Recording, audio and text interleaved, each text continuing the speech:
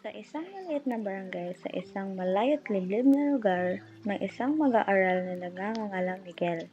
Si Miguel ay anak ng mga magsasaka at hindi sila mayaman. Sa kabila ng kanilang simpleng pamumuhay, may pangarap si Miguel na makatapos ng pag-aaral at magkaroon ng magandang kinabukasan.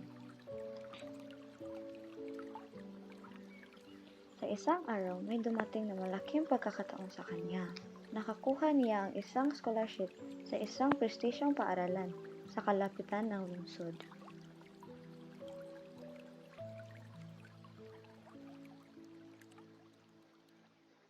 Mama, makakapag-aral din ako sa isang kilalang paralan. Ito ang matagal ko ng panahong hinihintay. Nang nakita si Miguel ng kanyang mga kaklase, ay agad siyang nilapitan.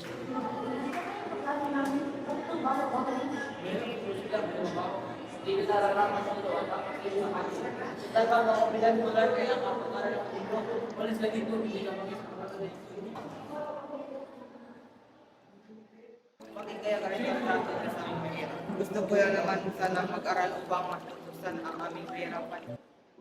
Nagpatuloy ang pang-aapi kay Miguel ng kanyang mga kaklase, ngunit hinahayaan na lamang ito dahil wala siyang magawa. Bakit? Ayaw mo eh. Hoy, balik mo yan ako dyan. Hoy, balik mo yan.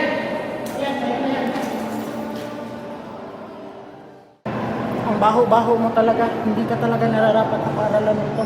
Hindi ka gaya sa amin na mayaman at hindi ang gusto. Umalis ka dito. Umalis ka na, Miguel. Bakit ang sabi sa akin, kagaya ako mahirap lang? Nag-aaral din naman ako dahil yung pangarap ako. Pangarap ko din katulad yun, maging mayaman. Hanggang sa dumating ang araw na magkaroon ng pandemya at unting-unting bumabagsak ang mga negosyo ng pamilyang nabubuli kay Miguel. Umabot sa puntong hindi na kayang bayaran ng kanilang pamilya ang bayarin sa eskwelahan. Umabot sa panahon na natigil silang tatlo sa pag-aaral, ngunit si Miguel ay nagpatuloy pa din. Cellphone si Miguel sa may park at nakita niya ang tatlong dating nang-aapi sa kanya, na ngayon ay di na nag-aaral. Diyan ka na, Miguel. Tawarin mo kami, Miguel.